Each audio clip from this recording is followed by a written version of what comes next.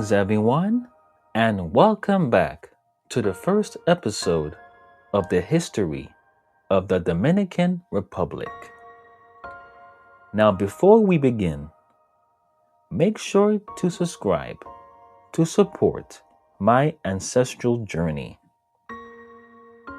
Before there was a Dominican Republic, before there was Haiti, before Santo Domingo, there was Hispaniola. And long before European ships appeared on the horizon, this Caribbean island was already home to thriving indigenous communities. Hispaniola is one of the largest islands in the Caribbean and is now shared by the Dominican Republic and Haiti. But thousands of years of indigenous history came before those modern borders existed. The Caribbean was already a connected world, with native peoples traveling between islands, exchanging goods and ideas, and developing their own communities. Among the most prominent indigenous peoples of Hispaniola were the Taíno peoples, whose societies flourished throughout the Greater Antilles. They cultivated yucca, sweet potatoes, maize, beans, and other crops, while also fishing, hunting, and gathering. Their communities had leaders known as caciques, and they developed sophisticated artistic and spiritual traditions. They created pottery, carved stone and wood, and produced ceremonial objects connected to their spiritual beliefs. And their legacy can still be seen today.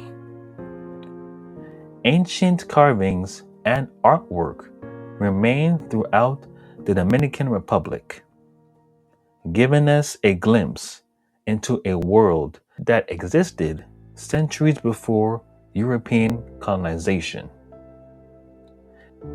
Hispaniola was not an isolated island.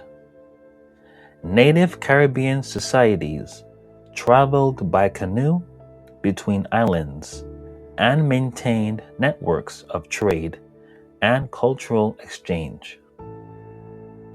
Foods, technologies, and traditions moved throughout the Caribbean long before Columbus ever crossed the Atlantic. So, when we begin the history of the Dominican Republic, we should not begin with Columbus.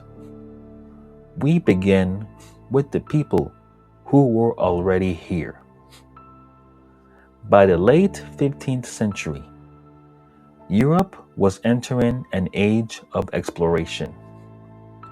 In Spain, Christopher Columbus was preparing for a voyage across the Atlantic.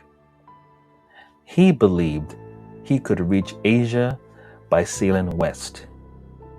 Instead, his voyage would bring him into contact with the Caribbean and eventually Hispaniola.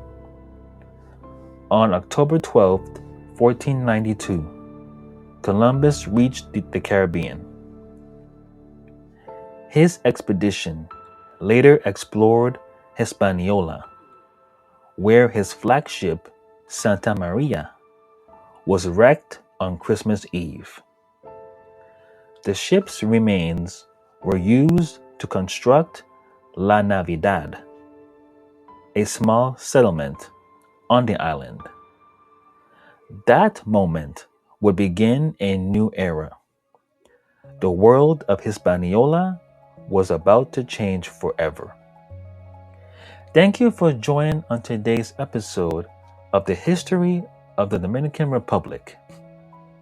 On the next episode, we will explore the encounter that changed Hispaniola forever, the arrival of Christopher Columbus.